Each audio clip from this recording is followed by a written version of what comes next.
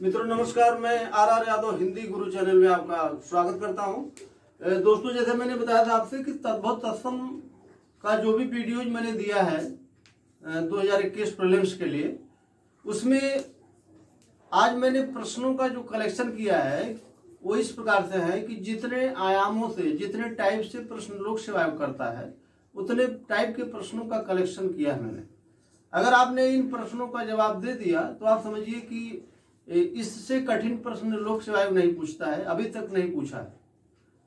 तो आप ये देख लीजिए कि कैसे प्रश्न किए जाते हैं और कैसे आपको पढ़ना है, कैसे उत्तर देना है। इन्हीं बिंदुओं को लेकर के आज मैंने वीडियो बनाया है कि आपको कैसे प्रश्नों को टैकल करना है। तो देख लीजिए आप कि निम्नलिखित में कौन शब्द तत्सम है। ये एक टाइप से प्रश्न है कि पहला प्रश्न आपसे ये पूछेगा कि निम्नलिखित में कौन शब्द तत्सम है, यानी कि 3 शब्द उसमें तद्भव लिखा होगा और 1 शब्द तत्सम होगा, उसी को छांटना है। तो आप देख लीजिए कि मैंने जो शब्दों को लिखा है, अगर आपको वीडियो साफ ना दिखाई पड़ रहा हो तो मैं बोल देता हूं। तांब, रैन, तोंद और पाषाण, इसमें से आपको छांटना है। अपने आप को चेक भी कर सकते हैं आप कि ये प्रश्न आपको आता है कि नहीं आता है। तो आप देख सकते हैं कि क्या उत्तर आप दे पा रहे हैं। अगर दे पा रहे हैं तो बहुत अच्छी बात है, और नहीं दे पा रहे हैं तो उत्तर मैं देता हूं। इसका उत्तर होगा पाषाण, क्योंकि आपने पढ़ा होगा कि पाहन होता है इसका तत्सम रूप, तद्भव रूप था। तो तद्भव होता है पाहन और इसका जो तत्सम रूप होता है वो क्या होता है, पाषाण होता है। ठीक, तो आप देख रहे होंगे कि अच्छा, दूसरी बात, एक पत्थर भी होता है तो पत्थर का प्रस्तर होता है, ध्यान रखिएगा। शब्दों को अलग अलग करके ही उसका तद्भव बनाया जाता है, तत्सम बनाया जाता है। तो आप वैसे ही ध्यान में रखेंगे। तो आपने अपने आप को चेक कर लिया होगा कि ये इस प्रश्न का उत्तर आपने सही दिया है कि नहीं दिया। चलिए दूसरा प्रश्न आप देखते हैं हम लोग कि निम्नलिखित में कौन शब्द तद्भव है।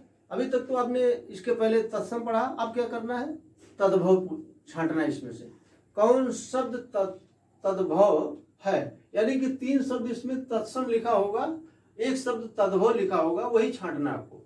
तो आप चेक कर लीजिए, भौं लिखा है, नेत्र लिखा है, ईंधन लिखा है, यूथ लिखा है।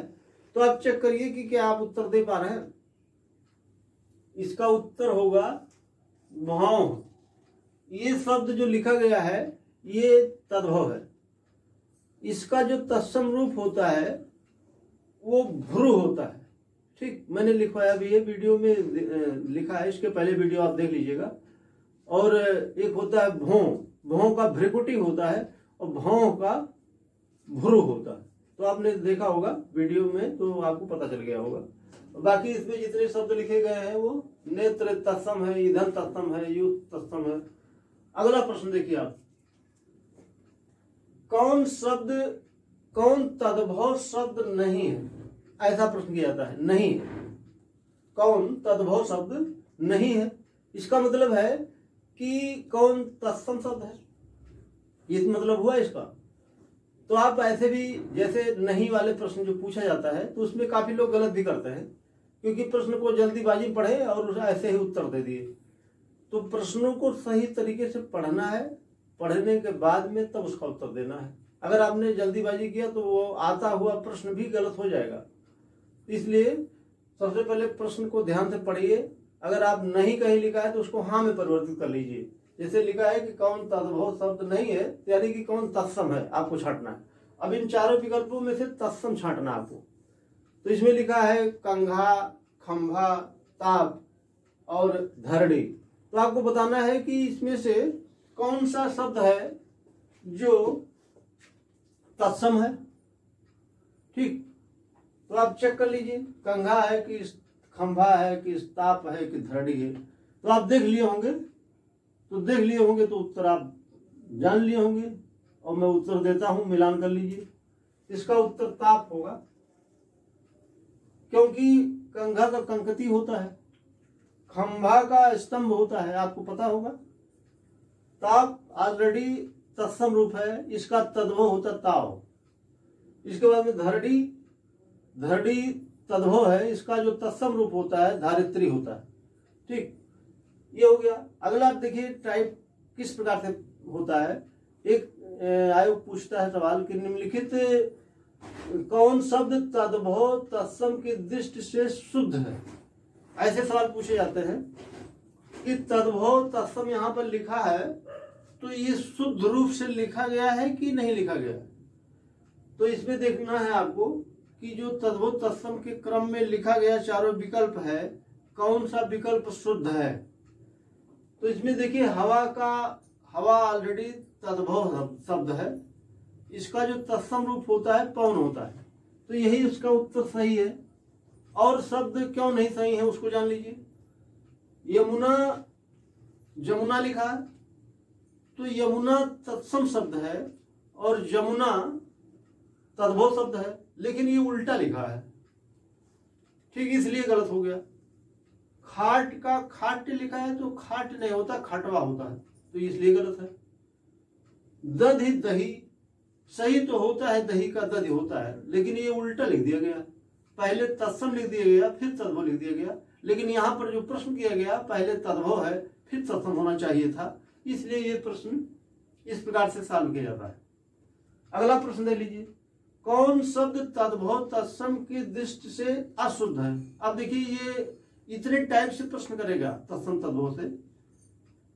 अब आपको अशुद्ध छांटना है। अभी तक आपने शुद्ध छांटा था इसके पहले वाले प्रश्न में। अब देखिए हल्दी का हरिद्रा होता है, आप जानते हैं, बहुत सरल प्रश्न है। इसके बाद में जामुन का जम्बुल होता है, ये भी जानते हैं आप, सरल है। आपको क्या करना है, इसमें अशुद्ध छांटना है। इसके बाद पिय का प्रिय होता है, ये भी आप जानते हैं, सही है। तीता का तीक्ष्ण होता है कि नहीं होता, क्या आप होता आपको पता होगा, ये मैंने पिछले वीडियो में लिखवाया भी है, बताया भी है। तीता का तिक्त होता है, जो कि यहाँ पर क्या लिखा है, तीक्ष्ण लिख दिया गया है, इसलिए गलत हो गया और यही उत्तर सही हो गया, इसीलिए ये उत्तर सही हो गया। तो आपसे मेरा कहने का मतलब इतना था कि जितने टाइप से क्वेश्चन लोग करता है उतने टाइप से प्रश्नों को मैंने आपको तत्सम तद्भव के क्रम में बता दिया। अब आपकी जिम्मेदारी बनती है कि वीडियोज को देखेंगे, और मैंने बताया था कि आप जो मेरा वीडियो हो उसको आप नोट डाउन कर लीजिए कॉपी में। इसके बाद में जो राघव प्रकाश की किताब से पढ़ लीजिए तत्सम तद्भव, या तो आप सुशील कुमार सिंह की किताब से पढ़ लीजिए।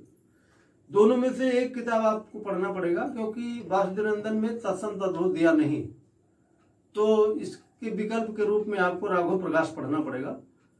तो आप अगर ये दोनों चीजें कर लेते हैं, ये वीडियो देख लेते हैं और आप राघव प्रकाश को पढ़ लेते हैं, तो इसके बाहर शायद ही प्रश्न किया जाएगा आपसे। इसमें आपका गलत होने के लिए कुछ नहीं होता है। मैं आपको बताऊंगा कि तत्सम तद्भव से आपका एक भी प्रश्न गलत नहीं होना चाहिए, विलोम से एक भी प्रश्न गलत नहीं होना चाहिए, पर्यायवाची से नहीं गलत होना चाहिए, वर्तनी और अनेक शब्दों के लिए एक शब्द से गलत नहीं होना चाहिए।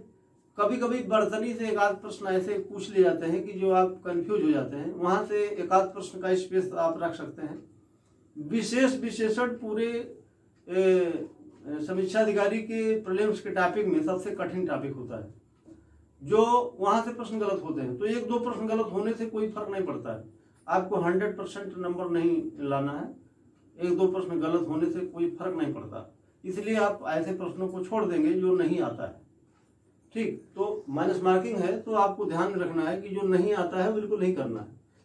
तो मानिए 60 प्रश्न में आपको 4 प्रश्न नहीं आता है तो कोई फर्क नहीं पड़ता है, 4 प्रश्न आप मत करिए, आपको 56 क्वेश्चन करना है। तो 56 में मैंने मान लिया एक दो प्रश्न आपका गलत भी हो गया, तब भी आप 50 के ऊपर तो रहेंगे। तो 50 के ऊपर अगर आप हैं तो आप बहुत अच्छे कंडीशन में हैं, इसलिए आपको ऐसे ही ध्यान में रखना है और ऐसे ही पढ़ना है। मित्रों बहुत बहुत धन्यवाद आपको। फिर मैं कल नेक्स्ट टॉपिक लेकर आता हूँ।